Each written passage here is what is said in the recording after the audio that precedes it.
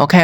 សួស្តីអ្នកនរគ្នាថ្ងៃនេះគឺយើងធ្វើការសង្ខេបសាច់រឿង Dragon Ball នៅក្នុងអេពីសូតទី36បន្តទៀតការពីអេពីសូតមុនយើងបានដឹងហើយមានអ្នកណាគេម្នាក់បានសម្លាប់ Core របស់យើងដែលធ្វើគូពិតជាខឹងខ្លាំងមែនតើចំណែកតែដែរគ្រាន់តែឃើញកណ្ដាលមួយសម្លាប់នឹងភ្លាមខ្លួនក៏បានដឹងថាអ្នកដែលបានសម្លាប់ Core របស់យើងគឺស្ដេចនៃ Piccolo ការពីដើមឡើយ Piccolo ជាមួយនឹងកូនចៅរបស់គេអុកឡុកទីក្រុងឡើងម្ចាស់ដែរក៏ប៉ុន្តែមានអ៊ំចាស់ម្នាក់ក៏បានប្រើប្រាស់ធម៌ពលរបស់ខ្លួនសឹងតែអស់ពីនឹងខ្លួនដើម្បីចាប់ Piccolo ច្រកចូលនៅក្នុងប្រអប់ឆ្នាំងបាយដែលមានយ័ន្តហើយចាពីថ្ងៃនោះទៅគ្មាននរណាគេដឹងថាប្រអប់នៃឆ្នាំងបាយដែលខុំ Piccolo នឹងគឺនៅណានោះទេចឹងយើងសូមទៅកលេសទៅមើលគូគូរបស់យើងវិញមិនយូរប្រហែលខ្លួនក៏បានធ្វើការដេញតាមទាន់ដល់ការទេតកដែលបានសម្រាប់ Corarin ដែលឃើញថាសត្វចម្លែកមួយក្បាលនឹងមាន Dragon Ball នៅក្នុងដែនគូគូក៏បានចូលធ្វើការវិបហាតែម្ដង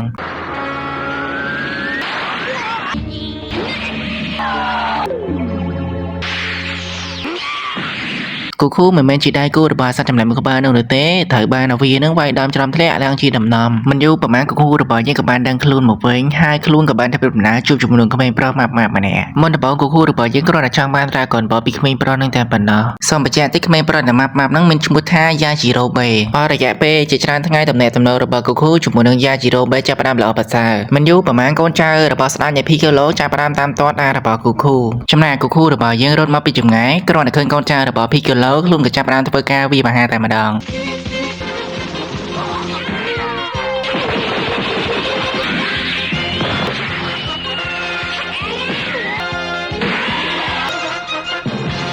កុំឲ្យថាមិនបានតដែរកូនចៅរបស់ Piccolo ក៏បានបាញ់កាំអ្នកស្មៃ X មួយទំហឹងតែមិនថ្មីសម្រាប់គូគូក៏បានប្រើប្រាស់របស់ខ្លួនធ្វើការហោះដេញតាមទៅកាន់សត្វចម្លែកឆ្លៀតពេលដែលកំពុងហោះគូគូក៏បានធ្វើការប្រើប្រាស់ការមេមហាបាញ់សម្រាប់ទៅកាន់សត្វចម្លែកមួយក្បាលហ្នឹងតែម្ដងគ្រាន់តែកូនចៅរបស់ Piccolo បានស្លាប់ភ្លាមPiccolo ចាប់ផ្ដើមដឹងតែម្ដងខ្ញុំសូមបញ្ជាក់ស្ដេចនៃ Piccolo ចាប់ផ្ដើមបញ្ជូនកូនចៅរបស់ខ្លួនដើម្បីស្វែងរកមនុស្សដែលពាក់ព័ន្ធជាមួយនឹង Dragon Ball មិនយូរប្រហែលយានរបស់ស្ដេចនៃ Piccolo ចាប់ផ្ដើមហោះមកដល់ទីតាំងរបស់គូគូមិននិយាយច្រើននោះទេគូគូរបស់យើងក៏បានប្រើប្រាស់របស់គេអង្លើធ្វើការវិវហារកាន់ស្ដេចនៃ Piccolo មិនយូរប្រហែល Piccolo ចាប់ផ្ដើមធ្វើការវិវហារកាន់គូគូរបស់យើងម្ចាស់ដៃតែម្ដងហើយតែសមត្ថភាពរបស់គូគូយើងមិនដល់ Piccolo ក៏បានដាន Dragon Ball ចេញពីគូគូនៅពេលដែល Piccolo ចេញទៅបាន Yajirobe ក៏បានដឹងថាគូគូរបស់យើងមិនទាន់ស្លាប់ទេកាត់មកដល់កន្លែងមួយដែលសារការស្លាប់របស់ Corin តែអណ្ដាក៏បាននាំគ្នាដើម្បីស្វែងរក Dragon Ball តែបច្ចុប្បន្ននេះពួកគេបានស្វែងរក Dragon Ball ឃើញចំនួន5គ្រាប់ទៅហើយដែលដឹងថាមិនយូរមិនឆាប់ Piccolo ប្រកាសជាមកទីនេះដើម្បីស្វែងរក Dragon Ball ជាមិនខាន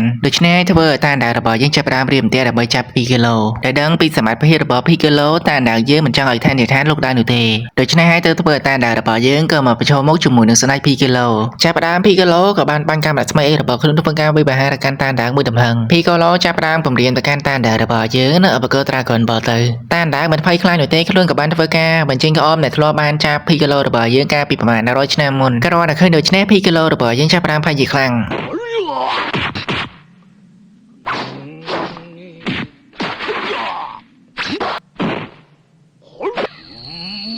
តានដាក៏បានមកចេញស្នៀតដែលលោកគ្រូរបស់ខ្លួនកាលពីចំនួនមុនបានធ្វើការចាត់ប្រកាន់ Piccolo ធ្វើការវាបហារទៅកាន់ Piccolo ស្នៀតមួយនេះពិតជាមានឥទ្ធិពលជាមួយនឹង Piccolo ខ្លាំងមែនទែនដែលធ្វើ Piccolo មិនអាចតដៃសូម្បីបានបន្តិចជាសំណាងមិនល្អរបស់តានដាឆ្នាំងបាយមួយនោះក៏បានកំពប់ដែលធ្វើឲ្យ Piccolo របស់យើងមិនអាចចូលបាននោះទេបន្ទាប់ពីបានប្រើប្រាស់ស្នៀតមួយនេះហើយតានដាក៏ចាប់ផ្ដើមដេកដួលស្លាប់តែម្ដងចំណែក Piccolo យើងវិញក៏ចាប់ផ្ដើមប្រើប្រាស់ Dragon Ball ធ្វើការកោះហៅទៅកាន់ស្ដេចនាគរាជ Cellong ក្នុងពេលដែលស្ដេចនាគរាជ Cellong របស់យើងបង្ហាញខ្លួន Piccolo ក៏ចាប់ផ្ដើមសូមបំណងប្រាថ្នារបស់ខ្លួនដែលធ្វើឲ្យរូបរាងរបស់គេជាមួយនឹងសមត្ថភាពរបស់គេហើយដោយការពីខ្លួននៅក្មេងដូច្នេះហើយនាគរីសាឡុងក៏បានធ្វើការបំពេញបំណងប្រាថ្នា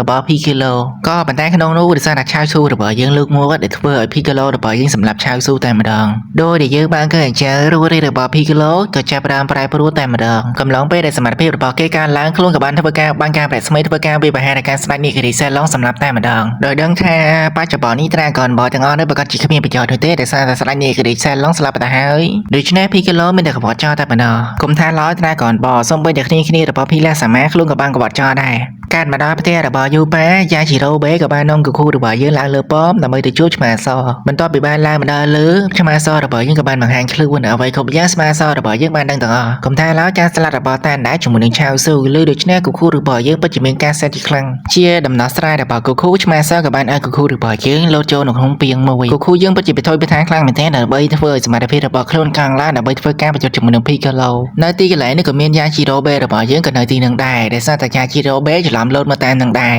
នៅត្រង់ចំណុចមួយនេះខ្ញុំសូមសង្ខេបឡើងខ្លីដែលគូគូរបស់យើងបានធ្វើការវឹកហាត់សមត្ថភាពរបស់ខ្លួនជាមួយនឹងយ៉ាជីដូបេ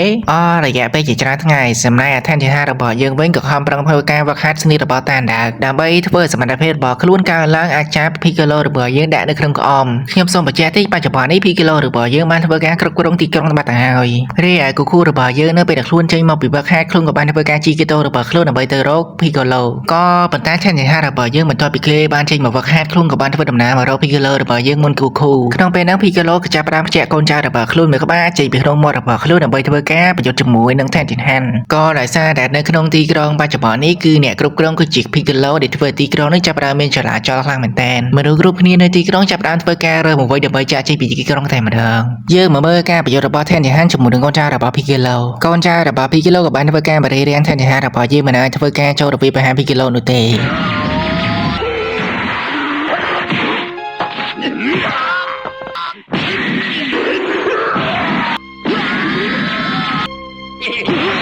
ដោយមិនចាំយូរថែនទីហានរបស់យើងក៏បានបញ្ចេញកោរបស់គេហើយក៏បានប្រើប្រាស់ថាមពលរបស់ខ្លួនធ្វើការវាយប្រហារដល់កាន់ Piccolo របស់យើងដើម្បីដាក់ចូលក្អមក៏ប៉ុន្តែត្រូវបានកូនចៅរបស់ Piccolo ចេញមករារាំងដែលហេតុតែដូច្នេះហើយថែនទីហានរបស់យើងក៏បានដេកដួលស្លាប់តែម្ដងសូមបញ្ជាក់ថែនទីហានរបស់យើងមិនបានស្លាប់ទេដោយសារតែថែនទីហានរបស់យើងវាហាត់ដល់កម្ពុជាទៅហើយកំឡុងពេលដែលកូនចៅ Piccolo រៀបនឹងស្លាប់ថែនទីហានរបស់យើងទៅហើយហ្នឹងគូគូរបស់យើងក៏បានធ្វើការវាយប្រហារដល់កាន់អាប៉ែហ្នឹងតែម្ដង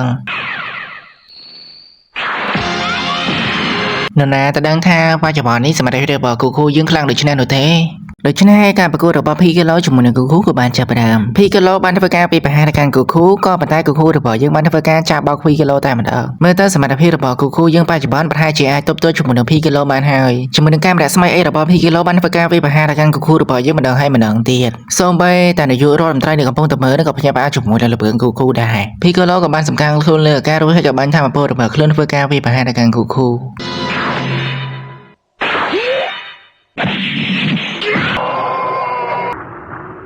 Piccolo ខាងមែនតែខ្លួនក៏បានធ្វើការប្រើប្រាស់របៀបរបស់គេអង្គលឿនធ្វើការចូលទៅវាយប្រហារជាមួយនឹងគូគូ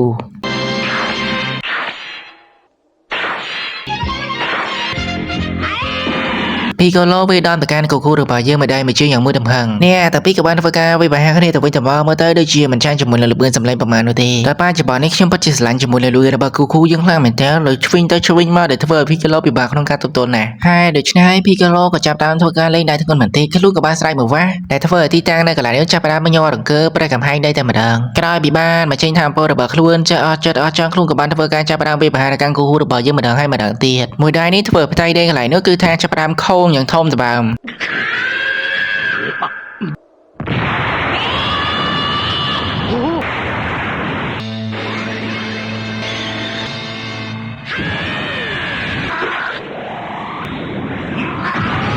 ថាមកពលការវាយប្រហាររបស់គូគូរបស់យើងវាប្រហារកាន់ Piccolo របស់យើងយ៉ាងមួយទំហឹងចាប់ផ្ដើមម្ដងទៀតគូគូក៏បានប្រើល្បឿនរបស់គេអង្គលឿនធ្វើការវាយប្រហារកាន់ Piccolo ជាការតដៃទៅវិញមួយដៃនេះធ្វើគូគូរបស់យើងទៀតមួយទំហឹងកុំឲ្យចាញ់ចិត្តជាមួយនឹង Alien គូគូក៏បានធ្វើការវាយប្រហារកាន់ Piccolo របស់យើងម្ដងហើយម្ដងទៀតមួយដៃរបស់គូគូមិនអាចឲ្យ Piccolo និយាយថាមិនឈឺនោះទេផ្នែកឡាស៊ែដូចជា Superman បានវាយប្រហារត្រូវជើងគូគូវាយគ្នាដែលប្រើប្រាស់ដៃម្ដងចិត្តពួកគេក៏បានធ្វើការប្រើប្រាស់ថាមពលនៅក្នុងរឿងកាយរបស់គេធ្វើការវាយប្រហារគ្នាទៅវិញទៅមកដោយដែលយើងបានឃើញអញ្ចឹងបើនិយាយពីការប្រើប្រាស់ថាមពលឡាស៊ែគូគូរបស់យើងមិនអាចឈ្នះជាមួយនឹង Piccolo នោះទេ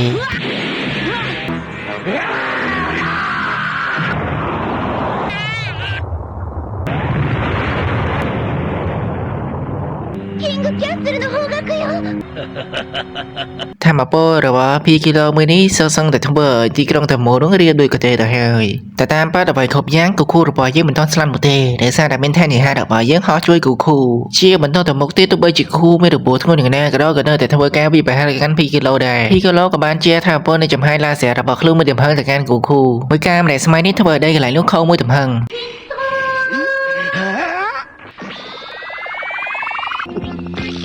ក្នុងពេលដែលគូគូយើងម្ដាយ Piccolo បានធ្វើការចាប់ថែនិហានរបស់យើងធ្វើជាចំណាក់ខ្មាំង Piccolo បានធ្វើការចាប់ច្បាយរ៉ិតក្បាលរបស់ថែនិហានរបស់យើងយ៉ាងមួយទំហឹងដោយបង្ខំឲ្យគូគូរបស់យើងនៅស្ងៀមចំណែក Piccolo ក៏បានផ្លុំនៅថ្មមួយវាប្រហារត្រូវដៃរបស់គូគូយើងយ៉ាងមួយទំហឹងមិនធម្មតាវាប្រហារកាន់ដៃគូគូទេសូម្បីតែជង្គង់របស់គូគូក៏វាដែរដោយឃើញថាគូគូយើងមិនអាចតដៃជាមួយនឹងខ្លួន Piccolo បានធ្វើការសម្កាំងខ្លួនលើអាកាសសម្រុកជាមួយនឹងល្បឿនមួយទំហឹងដើម្បីធ្វើការបលាយជីវិតរបស់គូគូក៏ប៉ុន្តែនរណាទៅដឹងថាដៃមួយចំហៀងនៃការមេមហារបស់គូគូប្រើល្បឿនរបស់គេយ៉ាងលឿន